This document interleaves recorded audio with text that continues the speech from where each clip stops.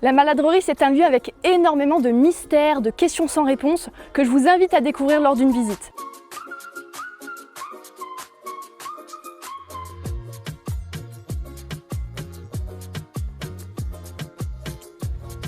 Bienvenue à la maladrerie Saint-Lazare. Nous allons avoir une dizaine de minutes ensemble pour vous faire découvrir ce lieu enchanteur, bucolique, avec notamment Léa Marmé, chargée de médiation et des publics à la maladrerie Saint-Lazare depuis 3 ans. Alors en effet, la maladrerie Saint-Lazare de Beauvais n'a pas toujours été ce lieu d'exception tel qu'il l'est aujourd'hui, ce lieu d'hospitalité. C'était avant tout un hôpital au Moyen-Âge, un hôpital pour les lépreux. Donc une maladrerie, une léproserie, c'est en fait la même chose. C'est tiré du diminutif ladre, qui est tout simplement l'ancienne dénomination des lépreux.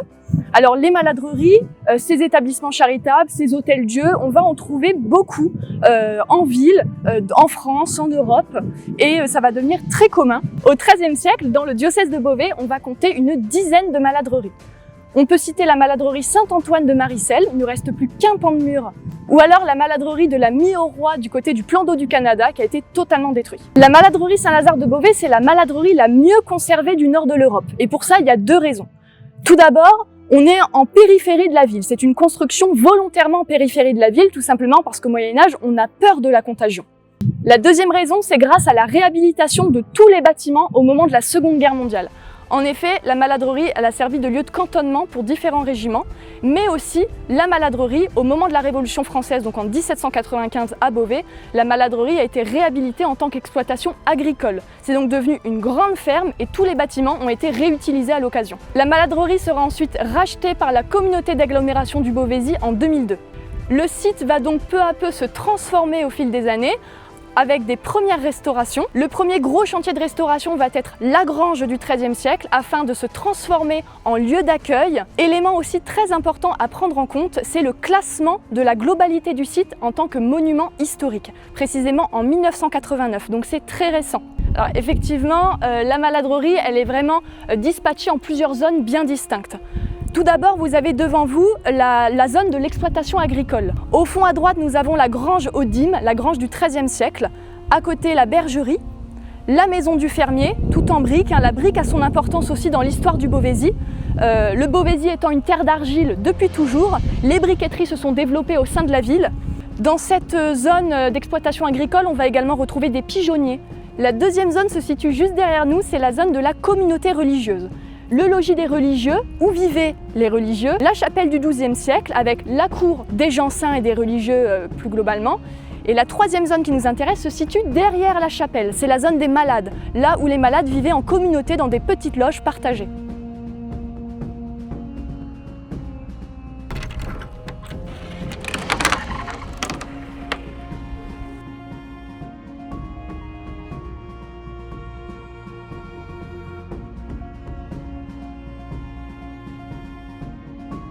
Nous voici donc dans la chapelle, lieu totalement exclusif qui n'est pas encore visitable au grand public. Cette chapelle est du XIIe siècle, c'est le bâtiment le plus ancien de la maladrerie. Elle n'a pas encore profité de restauration et d'ailleurs, vous pouvez voir le trou béant de la voûte de la croisée du transept qui a été causé par l'effondrement en 1939 suite à une tempête.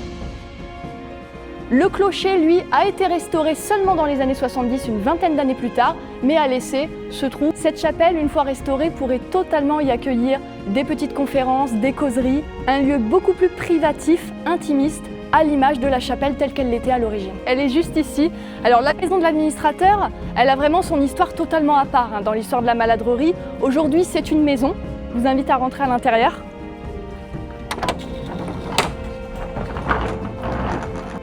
Dans cette maison a vécu un archéologue à la retraite jusqu'aux années 2000. Et la particularité de cette cuisine, on peut retrouver des carreaux de la faïence Ponchon. Encore une fois, le Beauvaisis est une terre d'argile. Ici, nous avons donc des carreaux typiquement locaux. Dans cette pièce, par exemple, nous voyons encore des traces d'origine du bâtiment, donc du XIIIe siècle. Une trace de cheminée, des petites niches. Ce bâtiment donc nous replonge vraiment dans l'histoire des lépreux à la maladrerie. Le bâtiment où nous étions tout à l'heure, eh bien à l'origine, il était long de 73 mètres. Alors ces petits trous, il y en a très exactement 378. Ils sont tous parfaitement séparés 30 cm, c'est fait donc par une machine, ce n'est pas du Moyen-Âge. ça date de quand c'était une exploitation agricole. Il y avait en effet un petit bâtiment qui était accolé à la façade de la grange et à l'intérieur c'était un séchoir à fèves. On le verra quand on rentrera à l'intérieur de cette grange, mais elle est excessivement grande, 47 mètres de long tout de même. Donc il faut imaginer les quantités très importantes de récoltes, effectivement de blé, d'avoine, de seigle au Moyen-Âge, qui étaient en faveur de l'église, puisque cette grange, c'est l'architecture typique des granges dîmières.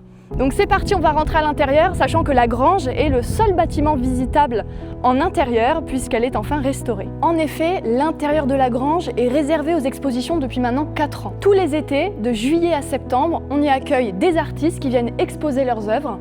Les thématiques principales de ces expositions sont l'artisanat, les savoir-faire, les gestes d'excellence. Et cette année, nous avons 2 artistes femmes qui exposent. Nous avons Gabrielle Vambeau, qui est sculptrice, qui expose des sculptures en céramique. Et nous avons Raphaël Perilla qui, elle, réalise des installations d'envergure. Les 2 artistes travaillent autour des thématiques du paysage, de la mémoire, de la transformation du vivant. Au moment de la restauration globale de la grange, les bâtisseurs ont retrouvé des morceaux de blé coincés dans la charpente. Il y a quand même 12 mètres de haut, quand même une belle hauteur sous plafond. Gabrielle Vambeau est une sculptrice qui a étudié à l'École nationale supérieure des beaux-arts de Paris et elle réalise ce genre d'œuvre. Ici, une œuvre très représentative de son travail. On voit qu'elle travaille la céramique à sa manière, comme elle le dit, elle est la reine des bidouillages, comme elle le dit elle-même, où elle vient travailler vraiment la fusion de la céramique, où elle vient créer des formes de matière qui viennent se poser à même ces sculptures. Nous pouvons admirer le travail de Raphaël Perilla, qui elle vient plutôt travailler la notion de gratter la matière, retirer la matière. C'est ce qu'elle vient faire avec cette grande œuvre. Elle vient travailler à même la photographie et elle vient avec ses outils de sculptrice graver la matière. Je vous invite grandement à venir voir cette exposition qui est visitable jusqu'au 4 octobre.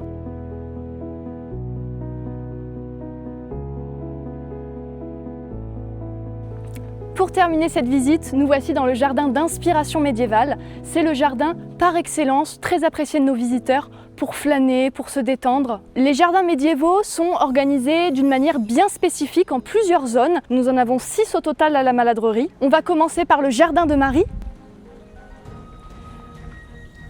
Ici, on va retrouver nombreuses variétés de fleurs et d'arbustes décoratifs.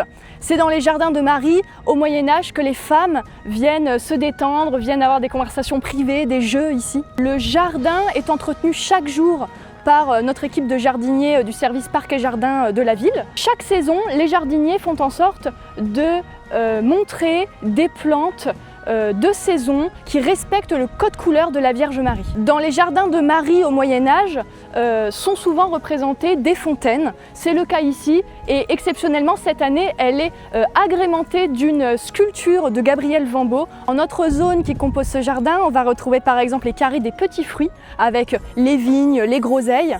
Et en face, nous avons les carrés des potagers avec un mix de légumes modernes et de légumes d'antan. Ce jardin se veut avant tout être contemporain. Ici, nous sommes dans le carré du cloître.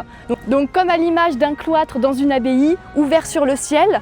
Ici, c'est plutôt la zone de recueillement, de prière. Ici, c'est très symbolique. On va retrouver à nouveau une œuvre de l'exposition 2026 de Gabrielle Vambeau au cœur de ce petit carré d'eau, au cœur de ce jardin. Et nous voici maintenant peut-être dans la zone la plus importante du jardin d'inspiration médiévale de la Maladrerie, les carrés des simples. C'est les herbes aromatiques et médicinales. C'est finalement la pharmacie à ciel ouvert typique du Moyen-Âge et notamment très présente dans les maladreries, presque obligatoire, puisque ces plantes servaient à la création de potions, de recettes qui étaient utilisées pour les soins des lépreux. J'espère que cette visite express avec Léa Marmé, chargée des publics et de la médiation à la Maladrerie Saint-Lazare, vous a conquis et que bientôt vous viendrez la découvrir en direct, parce que ce que vous n'avez pas vu, c'est la question des odeurs, c'est la question de la chaleur du soleil sur votre peau, c'est la question des oiseaux, c'est toute la question de sentir la pierre et de respirer ce lieu à la fois de méditation, de fête, de joyeuseté que l'on vous prépare tout au long de l'année et notamment Raphaël Vambeau et Gabrielle Perilla jusqu'à la fin septembre 2026 dans la grange de la Maladrerie.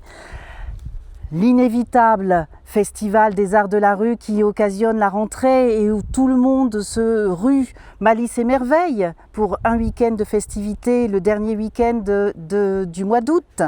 C'est bien sûr les Journées des Plantes à la mi-septembre. C'est le festival Pianoscope que vous retrouverez à la mi-octobre sans difficulté. Et pour tous ceux qui veulent en savoir un peu plus, si Léa, et à n'en pas douter, elle a aiguisé votre appétit et votre curiosité, quelques éléments de plus pour la programmation de la Maladrerie Saint-Lazare et son histoire, laissez-vous conter la Maladrerie.